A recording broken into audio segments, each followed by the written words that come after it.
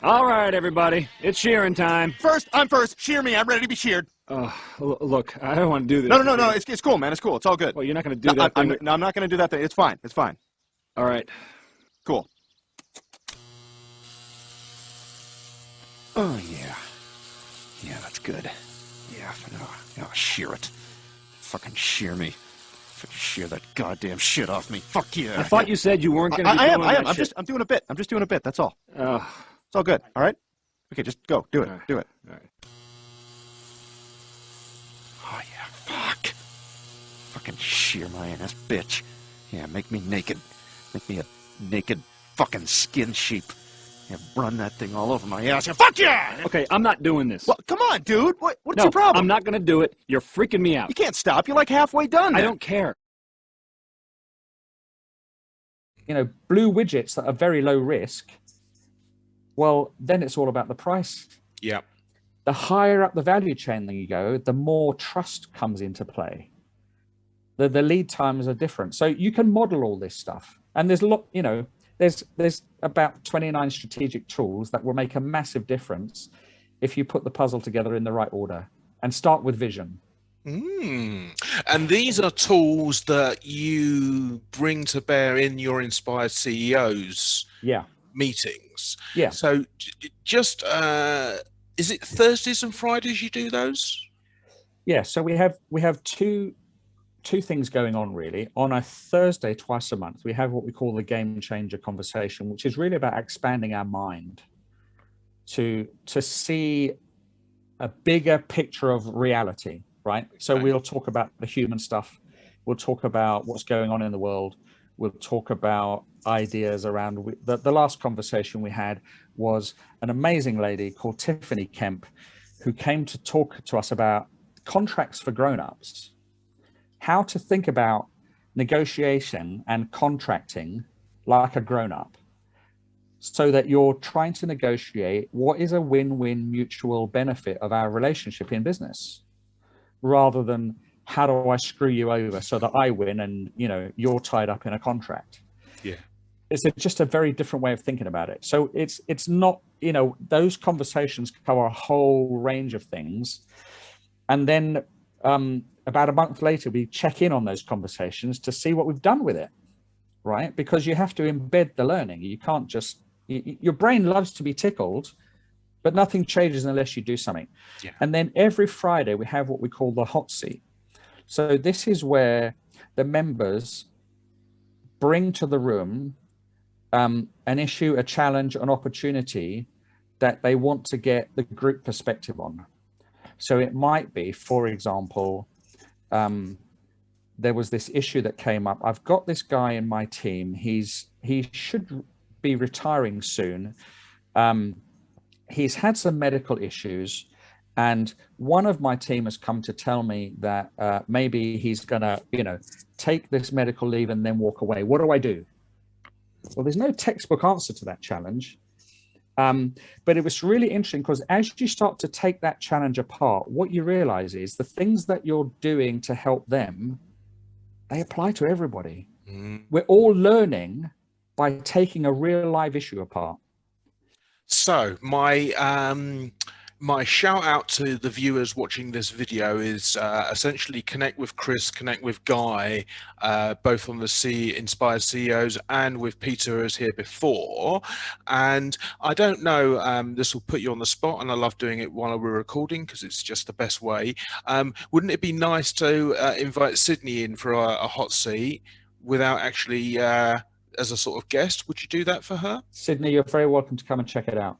Yeah. See if this is the kind of thing that would help you. From what you're saying, like I completely agree in the aspect that one problem, the solution that you find as a group for one problem can be kind of transfers for so many different issues. So yeah, I'd love to. I think it'd be really interesting. I'll just add one more because we're going to run out of time. It's so exciting. I'm just reading another book called Noise by Daniel Kahneman, the Thinking Fast and Slow. And he talks about noise in human judgment. And the one aspect of the hot seat that might be up for question is this thing called cascading noise. So if one influential person in the room states an opinion, that the other people hear, their opinions are influenced by that, to an extent that the wisdom of crowds is only achieved if you have independent assessment and then aggregation. Right. So here's how this works if we've got enough time. Right. So one of the things I've recently, just the last bit of reading a book called Noise, which talks about the noise in judgment. And one of the examples it gives is in that the same courthouse for refugee status into America, one of the judges allows 85% of cases, while another judge in the same building allows 5%. So, Chris, these biases, these judgments, how can inspired CEOs help? Yeah. So look, it's interesting because as we're learning to understand what's really going on up here, it's a physiological fact that your brain is wired to conserve energy, right? So it's looking for the path of least resistance. It's, we all carry biases. We're looking for people to validate our opinion, because then whatever the discomfort was, it drops again and we can carry on, right? So when we do the hot seat, someone will bring an issue to the room and we vote on that issue as to which one we're going to tackle. And for the first 20 or 30 minutes, all we're allowed to do is ask questions, because what we're really trying to overcome is this tendency to say, oh, pick me, I know the answer to that one, like you were still in school. But there is no obvious answer. What we really need to do is get clarity about what's really going on. And so we're just allowed to ask questions about the situation, about what are the factors in play. And then we actually invite the person with the issue to restate the issue. And it's quite interesting how often the issue gets restated as something else, because it wasn't that thing that's the problem. It's the thing behind that. How do I deal with that? And then we go around in the room and say, listen, if I was in your shoes, this is what I would do next. And it's profound. I mean, there's a thing called the 10th man. I don't know if you've ever heard of that. I can't remember which government implemented it, but the problem was this whole point you're talking about is, and it happens a lot in boardrooms. One of the principles is the CEO should speak last. Otherwise, everybody just says, oh, well, I agree with them. But this idea of the 10th man is someone is designated to tell us why we're wrong. Oh dear, maybe I should challenge the assumptions. We live our life based on assumptions because, otherwise we'd never do anything. No. We have these models and frameworks in our head. Now, just being aware that that is a reality is really helpful, because then you're not precious about it. It's not a judgment. If someone says, do you know what? I see it very differently. Have you thought about this?